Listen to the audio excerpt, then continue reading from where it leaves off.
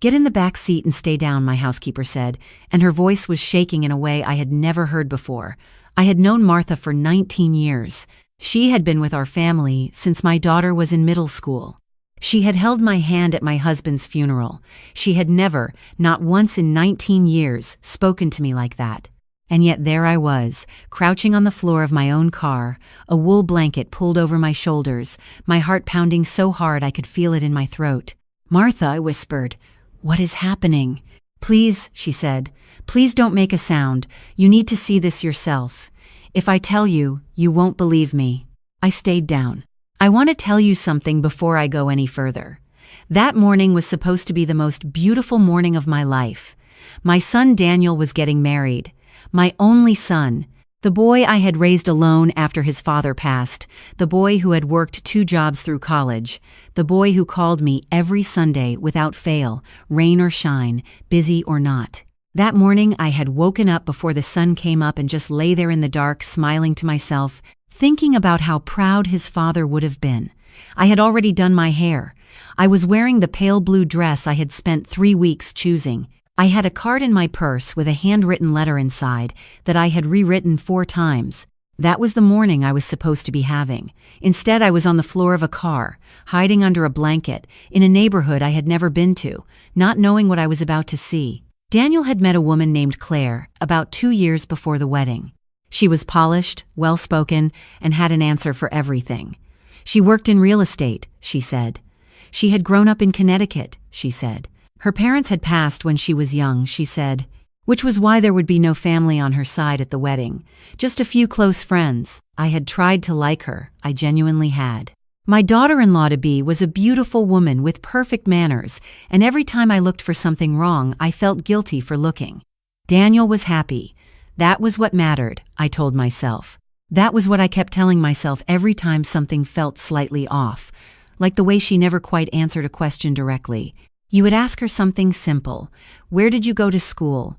What was your major? Do you have any photos from before you moved to Atlanta? And she would smile and say something charming that somehow never actually answered what you asked. I noticed it. I told myself I was being paranoid, like the way she never wanted to meet at her apartment. Always a restaurant, always a public place, always on her terms. Daniel said she was private. I said, of course. Like the way she looked at our house the first time she came for dinner. Not the way a guest looks at a home. The way someone looks at something they are calculating. I pushed every single one of those feelings down. He was happy. That was what mattered. Martha had worked for our family long enough to notice things too, but she was not the kind of woman to speak without being certain. She was methodical and quiet, and she did not gossip and she did not dramatize. So when she came to me 10 days before the wedding with a look on her face I had never seen, I knew she was not coming to me lightly. She had been helping me with wedding preparations, running errands, coordinating with the florist and the caterer. One of those errands had taken her to a print shop in Buckhead, a neighborhood across the city. And in the parking lot of that print shop, she had seen Claire.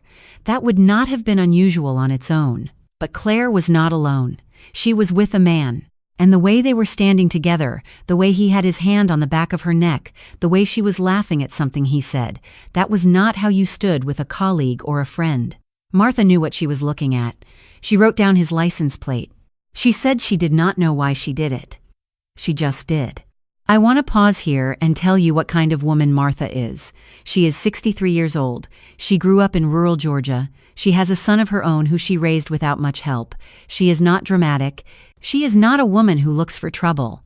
When she came to me with that license plate number and told me what she had seen, her hands were folded in her lap and her voice was steady, and she looked me in the eye the whole time and said, "I could be wrong. I hope I am wrong. But you deserve to know."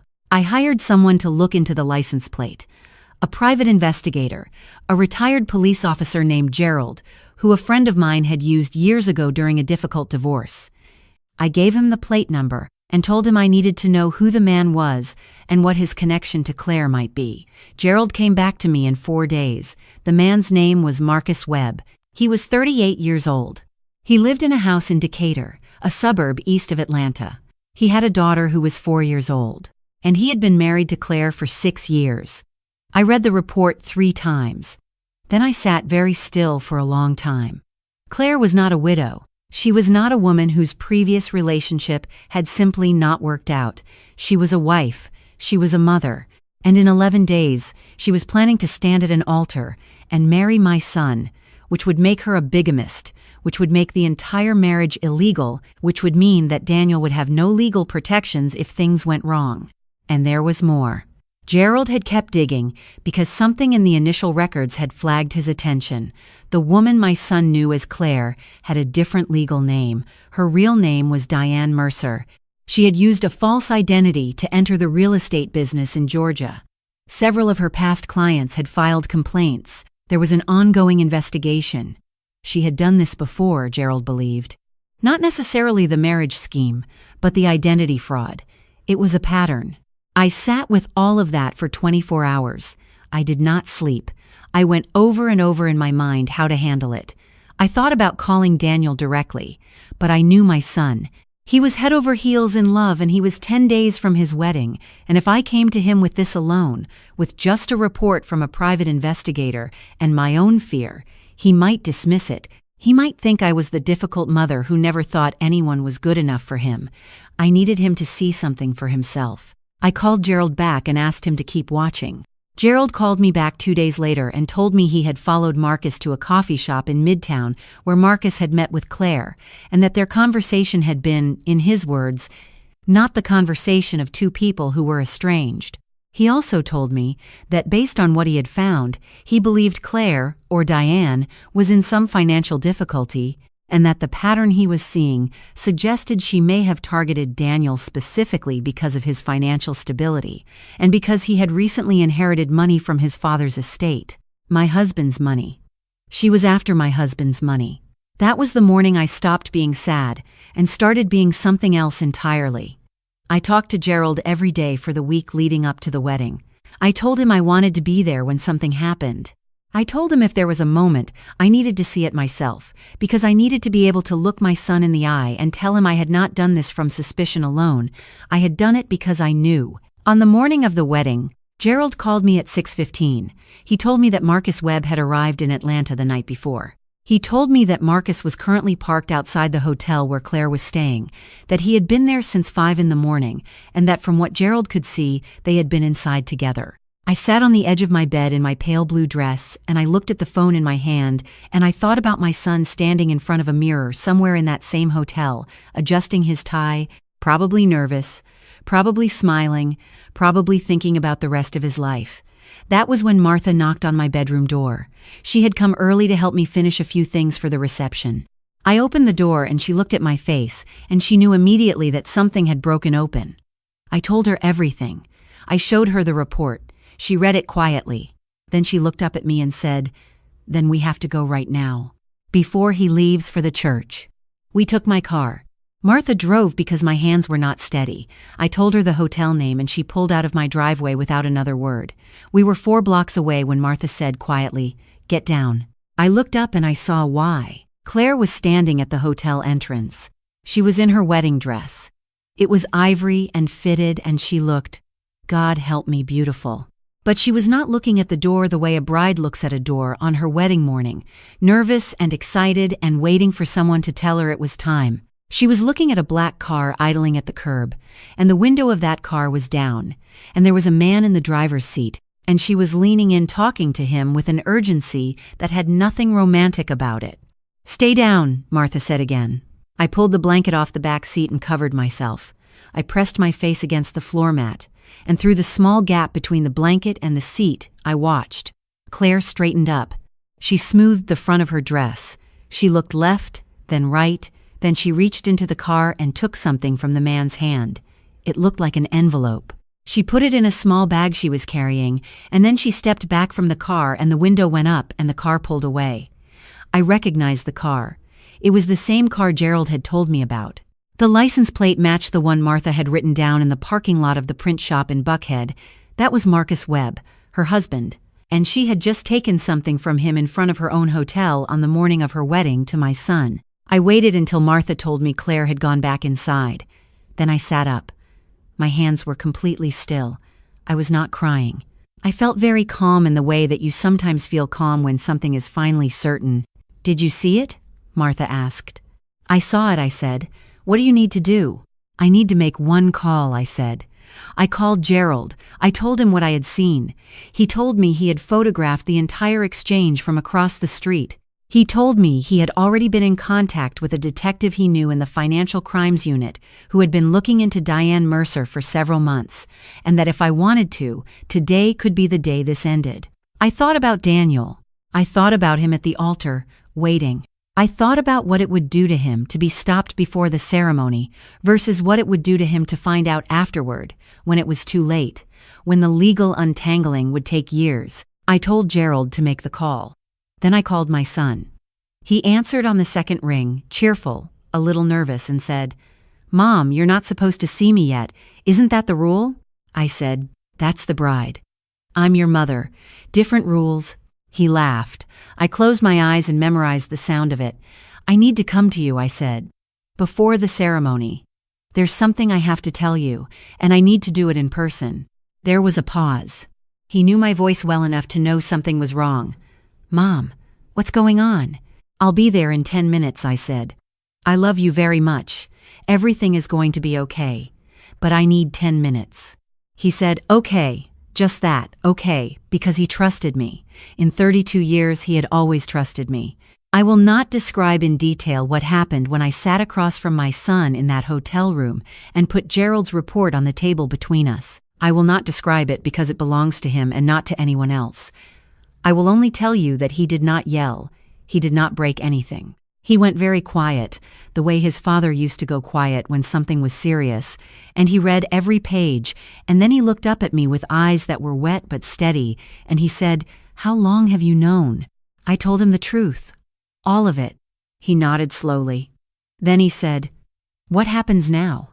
I told him that Gerald's contact in the Financial Crimes Unit was on their way to the hotel, that they had enough for an arrest, that if Daniel wanted, they could handle it quietly, before any guests arrived at the church.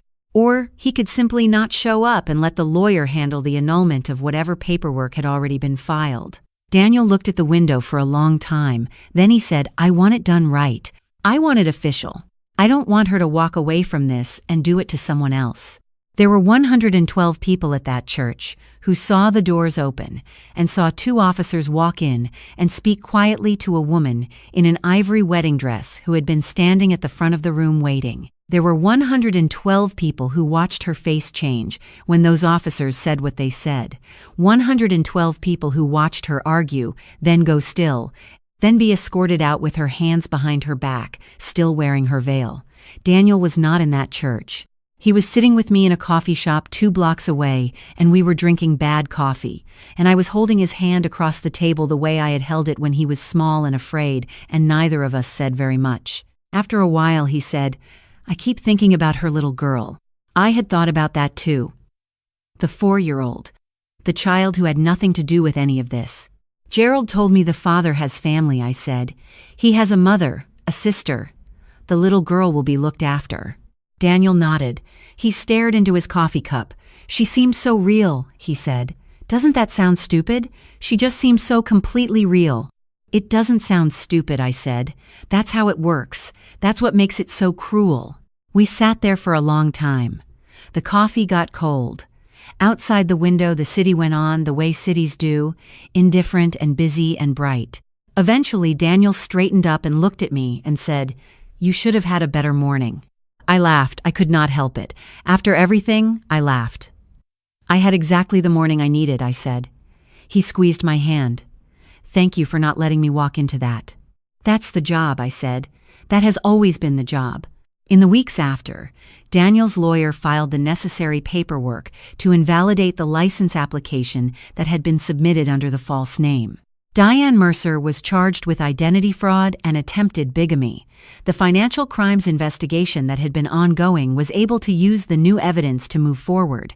Gerald told me later that there had been at least 2 other men in other cities, though neither of those situations had progressed as far as Daniel's had. Marcus Webb, the real husband, was cooperative. Whatever their arrangement had been, he did not seem sorry to have it over.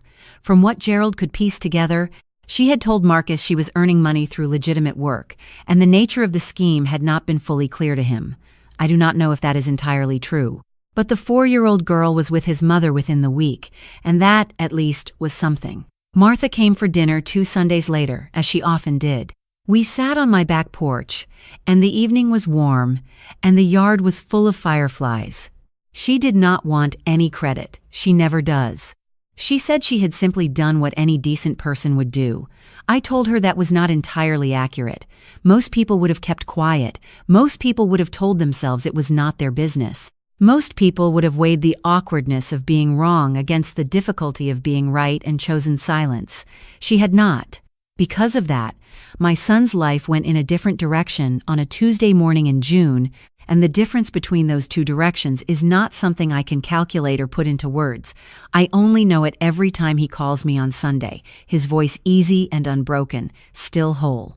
My name is Margaret. I am 64 years old.